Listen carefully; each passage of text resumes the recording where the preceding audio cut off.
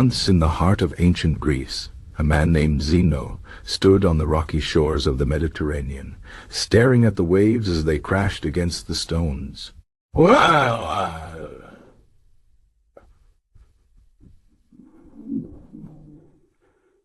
He had just lost everything, his ship, his cargo, his wealth, all swallowed by the unforgiving sea. But instead of despair, something else stirred inside him. A question: what if true strength does not come from what we own, but from how we think? This was the birth of Stoicism, a philosophy not just for scholars, but for survivors. Centuries later, the world is still a stormy sea. Fortunes rise and fall, sickness strikes without warning, and the ground beneath our feet shifts when we least expect it. Yet Stoicism remains, not as a relic of the past, but as the ultimate survival philosophy. Why? Because it does not promise a life without pain. It teaches us how to face pain without breaking. Imagine two men lost in a desert. The first man curses the sun, the sand, his empty canteen. He believes the world owes him comfort, and without it, he crumbles. The second man accepts the heat, the thirst, the blisters on his feet. He focuses only on what he can control, his next step, his breath, his will to keep moving. Who survives? The Stoic knows the answer.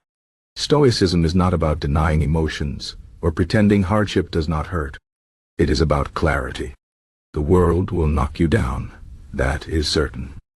But you decide whether to lie there or rise. The great Stoic Epictetus, born a slave, crippled by his master's cruelty, could have called life unfair and given up. Instead, he said, "It's not what happens to you, but how you respond that matters." His words were not empty.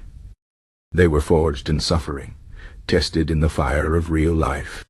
Marcus Aurelius, the most powerful man in Rome, ruled an empire plagued by war and disease. Yet every night he wrote in his journal, not of victories or wealth, but of self-discipline, humility, and the fleeting nature of power. You have power over your mind, not outside events. Realizes this, and you will find strength. Even an emperor knew, survival begins in the mind. The Stoics divided life into two parts, what we control and what we do not. Most people exhaust themselves fighting the second. They scream at traffic, panic over rumors, waste years chasing approval or revenge. The Stoic asks, does this anger change anything? Does this fear protect me? If not, they let it go. This is not passivity, it is strategy. A soldier does not curse the battlefield, he trains for it. And what of pain? Modern life tells us to avoid it at all costs. Comfort is king. But the Stoics practiced involuntary discomfort, sleeping on the floor, fasting,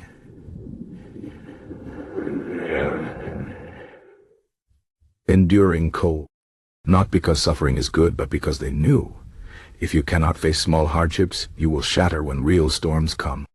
The body grows strong through resistance. So does the mind. When the Roman philosopher Seneca was exiled to a barren island, his friends wept. He wrote to them, "Exile is not evil. Only the belief that exile is evil makes it so." Years later, when Emperor Nero ordered him to commit suicide, Seneca met death with calm grace, comforting his grieving family. His final lesson: even the end is not to be feared, only faced. This is why Stoicism outlasts empires. It is not a shield against life's blows, but a way to stand unbroken beneath them. The sailor does not command the wind, but he adjusts the sails. The archer does not control the target's distance, only the steadiness of his hand. The Stoic does not waste energy on what cannot be changed. They focus on what can. Today, we call this resilience. The ancients called it wisdom.